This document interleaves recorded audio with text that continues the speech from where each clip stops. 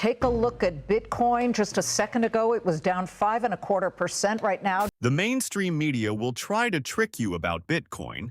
dragging nearly all crypto stocks into a bit of a winter abyss here. They will make you believe that this crypto bloodbath will never end, Bitcoin at the moment is leading the pack for liquidations. when in fact it will end, and the data says it will end. The average bear market lasts 14 months and is followed by a 70-month bull market on average. That means the bear markets, the worst of the worst bear markets, including the dot bubble of 2000, the global financial crisis of 2007, the pandemic.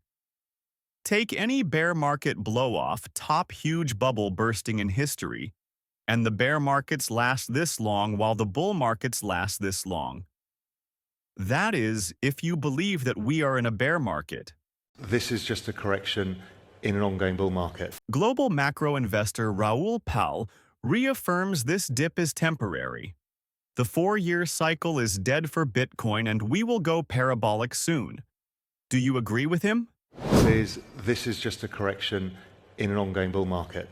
And that's counter to the narrative, which is there's this 4-year cycle that was handed from Satoshi and it exists in perpetuity. I don't think that's the case.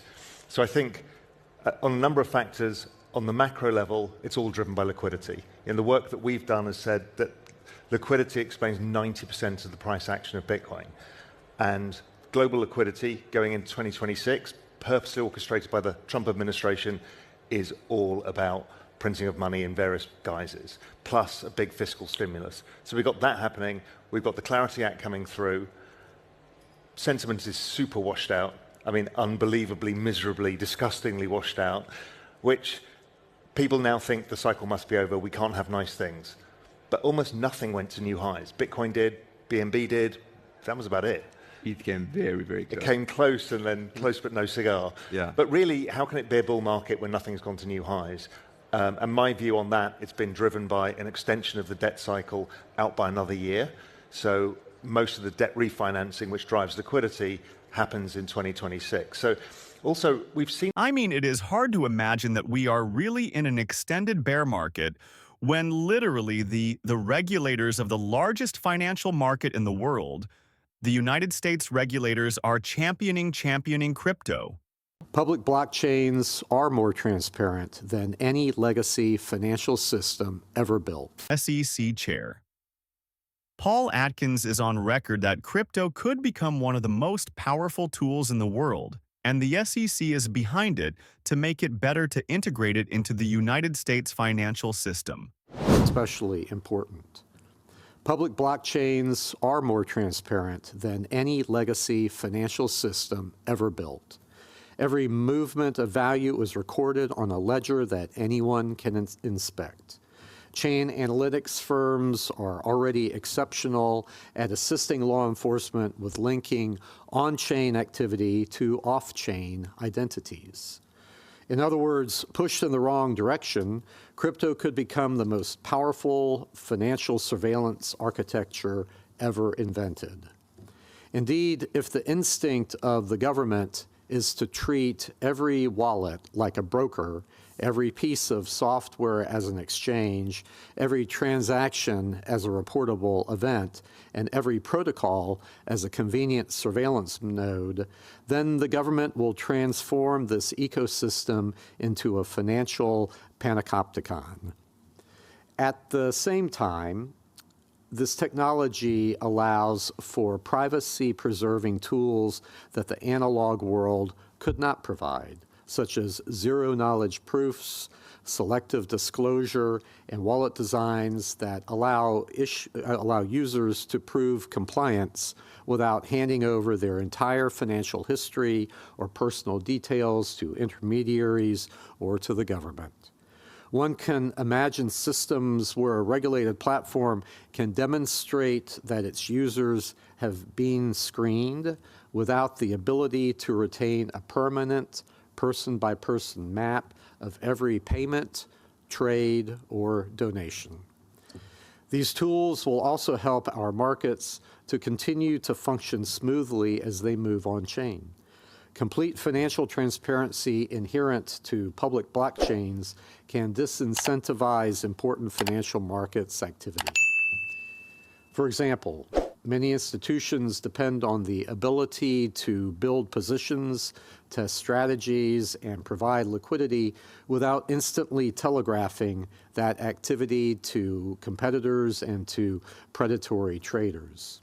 If every order, hedge, and portfolio adjustment was suddenly visible in real time, we could invite front-running, copycat behavior, and pile-on dynamics that make it harder, not easier, for firms to manage risk.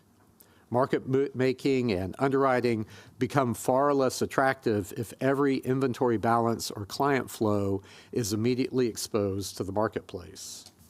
This technology makes it possible to balance the government's interest in deterring threats to our national security and the American public's interest in privacy. But to best strike this balance, we must make certain that Americans can use these tools without immediately falling under suspicion. Shielding the lawful activity of our citizens from bulk surveillance while still ensuring that our government can perform these essential functions is the best way to protect both national security and our basic civil liberties, while also giving room for innovation to flourish. So the stakes here are high, and the questions before us carry profound and enduring implications.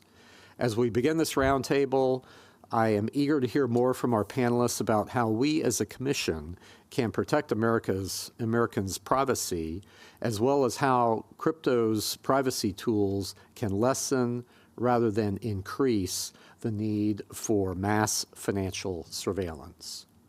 Together, I am confident that we can shape a framework that ensures that neither technological nor financial advancements will come at the expense of personal freedoms.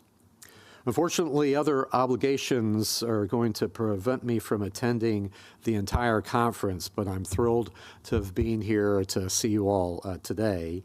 And anyway, I thank you for your time and attendance, and I look forward to a robust discussion ahead and to reading what you all have to say. Thank you very much. So, does that sound like a bear market? Because we also have this. The FDIC issues the first ever official stablecoin proposal under the Genius Act. This proposal will allow banks to apply to issue stablecoins. We know this benefits Ethereum. This benefits Solana. The vast majority of stablecoins are built on primarily Ethereum and then secondarily Solana. Also, not to sound like a broken record, but the Clarity Act is coming. The U.S. Senate today will vote/DCIS the Clarity Act. This is a hearing to examine ensuring fair access to banking, focusing on policy levers and legislative solutions. So point is, it's really just discussions. There is no vote today, but the discussions are happening. And this is the biggest piece of crypto legislation in history. And this is akin to crypto's 1996 moment when the Telecommunications Act allowed the internet to thrive. That regulation for the internet is like in 1996 is like this piece of regulation for crypto. Yet Bitcoin's Fear and Greed Index for a potential bear market if that's happening in 2026. People are fearful. Last time we saw levels this fearful was way back in the bear market of 2022, was actually near the end of the 2022 bear market when FTX was collapsing, or the pandemic crash of 2020, or the bottom of the bear market in 2019. And even though, yes, price could drop lower with the Fear and Greed Index at these fearful levels, like here it dropped lower. You buy when there's blood in the streets when people are fearful. You sell when people are greedy, people are euphoric, and whether or not we do last the 14 months of bear market on average of what we've seen before, one thing to keep in mind looking at Bitcoin, the bear market, if it technically started 2 months ago, meaning the bottom of this bear market would be in exactly 12 months. December of next year. Thank you for watching my video so far. Please watch my previous videos to stay up to date with the latest news in the crypto field. Please like, subscribe, and comment on how you see the future of crypto.